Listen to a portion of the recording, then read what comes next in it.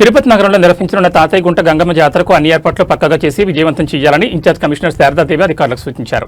గంగ జాతర ఏర్పాట్లపై మంగళవారం అన్ని విభాగాల అధికారులతో ఇన్ఛార్జ్ కమిషనర్ సమీక్షా సమావేశం నిర్వహించారు. ఈ సందర్భంగా ఇన్ఛార్జ్ కమిషనర్ మాట్లాడుతూ ప్రతిష్టాత్మకంగా నిర్వహించే గంగ జాతరలో ఎవరికి కేటాయించిన విధులను వారు చక్కగా నిర్వహించి విజయవంతంగా చేయాలని తెలిపారు. ముఖ్యంగా ఆలయ పరిసరాలతో పాటు నగరంలోని అన్ని ప్రాంతాల్లో పారిశుద్ధ్యం మెరుగ్గా చేపట్టాలని తెలిపారు. భక్తులకు ఇబ్బంది లేకుండా పలు ప్రాంతాల్లో త్రాగునీటి సౌకర్యం, మజ్జిగ పంపిణీ చేయాలని తెలిపారు. అలాగే పోలీసు అధికారులతో కలిసి సీసీ కెమెరాలు ఏర్పాటు చేయాలని తెలిపారు. పొంగలు పెట్టేందుకు మార్కెట్లో అన్ని ఏర్పాట్లు చేయాలని తెలిపారు. మొబైల్ టాయిలెట్స్, అగ్ని ప్రమాదాలు జరగకుండా అన్ని ఏర్పాట్లు చేయాలని తెలిపారు. వాహనాలు ఎక్కడ పడితే అక్కడ ఉంచకుండా పోలీసు అధికారులతో కలిసి పార్కింగ్ స్థలాలు ఏర్పాటు చేయాలని తెలిపారు. జంతు బలులు కేటాయించిన స్థలంలోనే జరిగేలా చర్యలు చేపట్టి ఎప్పటికప్పుడు నీటితో శుభ్రం చేయాలని తెలిపారు. ఆలయ పరిసరాల్లో వచ్చిన చెత్తను ఎప్పటికప్పుడు తొలగించాలని తెలిపారు.